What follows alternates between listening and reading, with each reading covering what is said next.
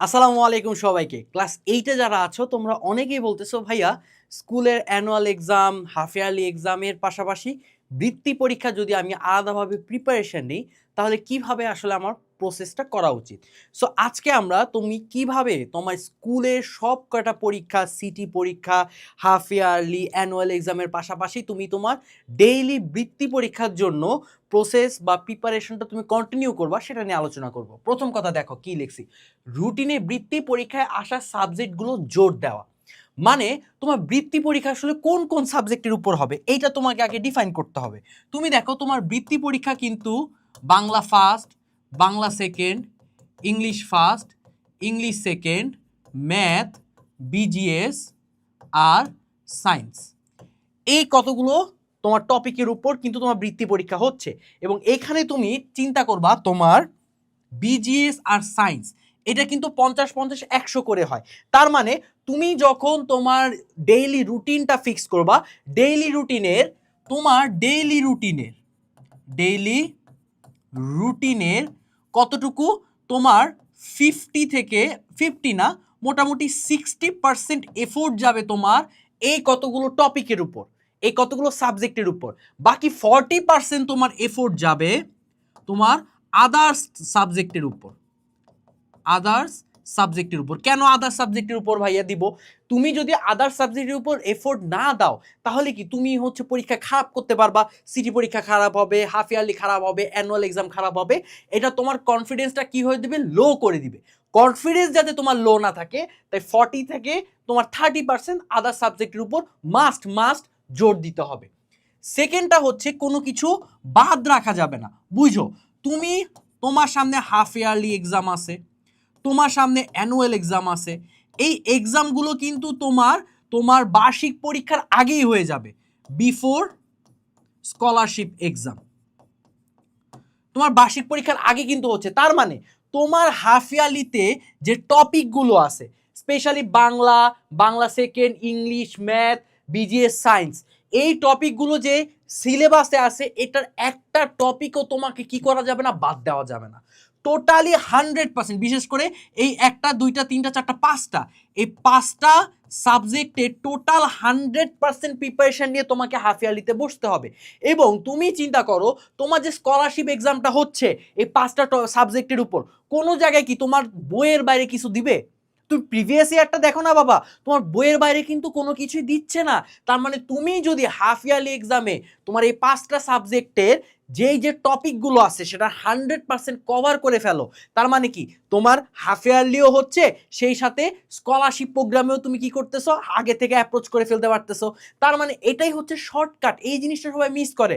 সবাই ভাবে যে স্কুলের পাশাপাশি আমাকে আলাদাভাবে স্কলারশিপে প্রিপারেশন নিতে হবে। না ভাইয়া, তুমি এই পাঁচটা সাবজেক্টে হাফ ইয়ারলিতে যে সিলেবাসটা আছে ওইটা তুমি খুব ভালো মতো কভার করো, তাহলে তোমার স্কুলও কভার হয়ে গেল, সিটিও কভার হয়ে গেল, ওই পাশে তোমার যে স্কলারশিপ এক্সামও তোমার কভার হয়ে গেল।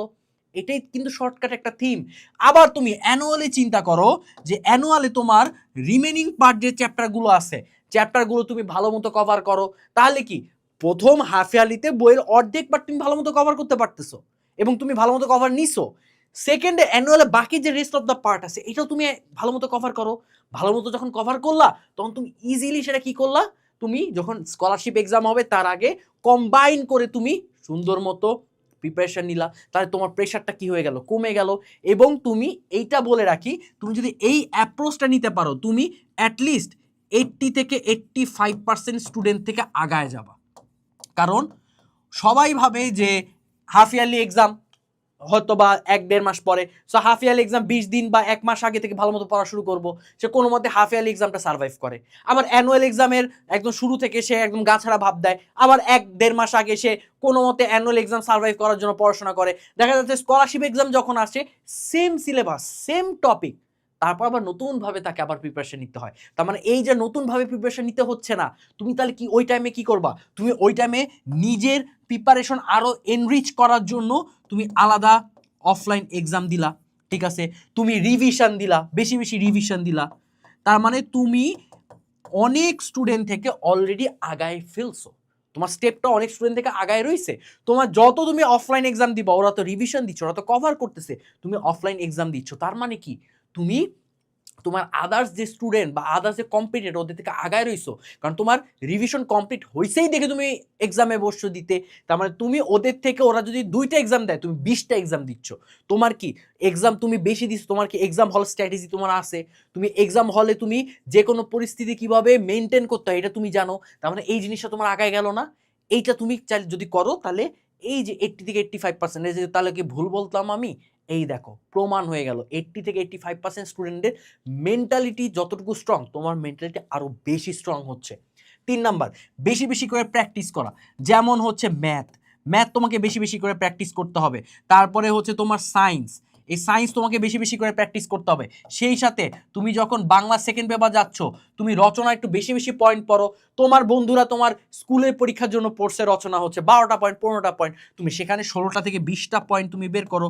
20টা পয়েন্ট কীভাবে বের করবো? তুমি চ্যাট জিপিটিকে বলো, তোমার জিপিটিকে বলো যে আমি হচ্ছে এই পয়েন্ট পড়ছি, এই পয়েন্টের সাপেক্ষে তুমি আরও এক্সট্রা কিছু পয়েন্ট দাও, সেই সাথে কিভাবে লিখবো ওই পয়েন্টের সাপেক্ষে ওটাও বলে দাও। তোমাকে জিপিটি সুন্দর মতো বলে দিবে। 16টা থেকে 20টা তুমি পয়েন্ট বের করো। তখন রচনা তুমি যখন লিখতেছো, তোমার ওই ফ্রেন্ডগুলোই 12টা থেকে 15টা লিখতেছো, তুমি সেখানে 20টা থেকে 16টা থেকে 20টা লিখতেছো। আগাই গেছো না? রাইটিংয়ে তো আগাই গেছো। এইভাবে ছোট ছোট স্টেপ মনে রাখবা। তুমি যে বসছো পরীক্ষা দিতে, তুমি যেমন মেরিটোরিয়াস, তোমার যে কম্পিটিটর ও বান্দাও কিন্তু মেরিটোরিয়াস, কিন্তু এই যে ছোট ছোট স্টেপ, এই ছোট ছোট ছোট স্টেপ তোমাকে ওর থেকে আগায় রাখবে। তোমার কি মনে হয় তোমার সাথে ওর হচ্ছে 10-20-এর সম্পর্ক, তোমার হচ্ছে ওর সাথে তুলনা 10-20 হবে না, তোমার সাথে ওর তুলনা হবে 19-20-এর। 19-20-এর কারণে তুমি বৃত্তি পাবা না, যেটা এই বছর দেখা গেছে। জাস্ট 19-20 চোখের পলকে, জাস্ট ছোট্ট স্টেপ ওরা মেনটেন করছে। যারা মেনটেন করতে পারছে তারা পাইছে, যারা মেনটেন করতে পারেনি তারা পারে নাই। এটাই হচ্ছে সত্য কথা। সময় অপচয় করা যাবে না। দেখো পড়তে গেলে তোমাদের যেটা মনে হয় যে ডিস্ট্রাকশন, একটা ডিস্ট্রাকশন হচ্ছে, 2 হচ্ছে অনেক চিন্তা ভাবনা মাথায় ঘুরতেছে। তুমি পড়ছো 3 ঘন্টা, এর মধ্যে পটেনশিয়াল আধা ঘন্টা তুমি পড়ছো, বাকি 2.5 ঘন্টা তোমার ওয়েস্ট হয়েছে। সো তুমি চিন্তা করো, তোমার 2.5 ঘন্টা যে ওয়েস্ট হয়েছে, তুমি এই 2.5 ঘন্টায় তুমি একটা গল্পের বই পড়তে পারতা, তুমি একটু হচ্ছে বাইরে গিয়ে ক্রিকেট খেলতে পারতা, ফুটবল খেলতে পারতা, একটু টিভি দেখতে পারতা। তো কেন তুমি সেটা করতেছো না? অবশ্যই তোমার পড়াটা জরুরি, এই কারণে তুমি করতেছিলা না, তুমি বসেছিলা। এই কারণে কি করো, আমি সব সময় বলি ভাইয়া, তোমার যদি মনে হয় তুমি 1.5 ঘন্টা মনোযোগ দিয়ে পড়তে পারো, তুমি 1.5 ঘন্টাই পড়ো। কিন্তু ওই 1.5 ঘন্টাতে তুমি অন্য কোনো কিছু ভাববেও না, কোনো কিচ্ছু ভেবো না। সব দিন দুনিয়া এক জায়গায়, আমার এই 1.5 ঘন্টা এক জায়গায়, আমি এখানে ফোকাস করে পড়বো। দিন দুনিয়া আপাতত যাক, পরবর্তী 1.5 ঘন্টা পড়ার পরে তুমি আবার তোমার সাধারণ কাজগুলো করলা, তুমি যেটা ভাবতেছিলা যেটা করবা, পড়ার আগে যেটা ভেবে বসছিলা যে আমি 1.5 ঘন্টা ভালো মতো পড়বো, এরপরে আমি হয়তো বা ক্রিকেট খেলবো, ফুটবল খেলবো, বা একটু বাইরে ঘুরতে যাব, তুমি সেটা করো। তার মানে কি, তোমার একে তো ঘোরাও হইলো, তোমার টাইম ওয়েস্ট হইলো না। এখানে তুমি যতটুকু পড়ছো পটেনশিয়াল 1.5 ঘন্টা দিয়ে পড়ছো।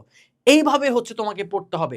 মনে রাখবা, তুমি স্কলারশিপ পাবা কি পাবা না সেটা তোমার প্রিপারেশনের উপর জাজ করে না। ছোট ছোট স্টেপ, 2টা জিনিসের উপর, ছোট ছোট স্টেপ আর মেন্টাল কতটুকু তুমি স্ট্রং আসো, এই 2টা জিনিসের উপর নির্ভর করে। গত বছর যারা যারা বৃত্তি পাইছে, বিবেচনা করে দেখবা, একে তো তাদের মেন্টালি খুব স্ট্রং ছিল, কারণ ওরা খুব শর্ট টাইমে বৃত্তি নোটিশ পাইছিল, মেন্টালি খুব স্ট্রং ছিল। 2 হচ্ছে ওরা হচ্ছে ছোট ছোট স্টেপ নিছে, যে স্টেপগুলা আদার্স ওদের কম্পিটিটর নেয় নাই। এই 2টা স্টেপ ফলো করার কারণে ওরা কি হয়ে গেছে, আদার্স থেকে ওরা ডিফারেন্ট হয়ে গেছে এবং তারা স্কলারশিপ পাইছে। সো তুমি যদি তোমার স্কুলের পড়াশোনার পাশাপাশি স্কলারশিপের প্রিপারেশন নিতে চাও, তাহলে অবশ্যই স্কুলের পার্টটাকে তোমার ইম্পর্টেন্ট দিতে হবে। স্কুলে যে হাফ ইয়ারলি সিলেবাসটা আছে এটা ইম্পর্টেন্ট দাও, এটাকে ভালো মতো শেষ করার ট্রাই করো, এটাকে প্র্যাকটিস করো, এটাকে নার্সিং করো। দেখবা অটোমেটিকলি স্কলারশিপ তুমি এমনিতে আগায় থাকবা, কারণ ওই সেম জিনিসটাই তো স্কলারশিপে কোশ্চেন আসবে, তাই না? সো আশা করি আজকে যে 4টা জিনিস বলছি, এই 4টা জিনিস যদি মেনটেন করো, তাহলে একই সাথে স্কুল এবং স্কলারশিপ তোমার ডান হয়ে যাচ্ছে। সো দেখা হচ্ছে ইনশাল্লাহ অন্য কোনো গাইডলাইন সেশনে। ততদিন সবাই সুস্থ থাকবা, সবাই নিয়মিত পড়াশোনা করবা, স্বাস্থ্যের যত্ন নিবা। সবাইকে টাটা, আসসালামু আলাইকুম।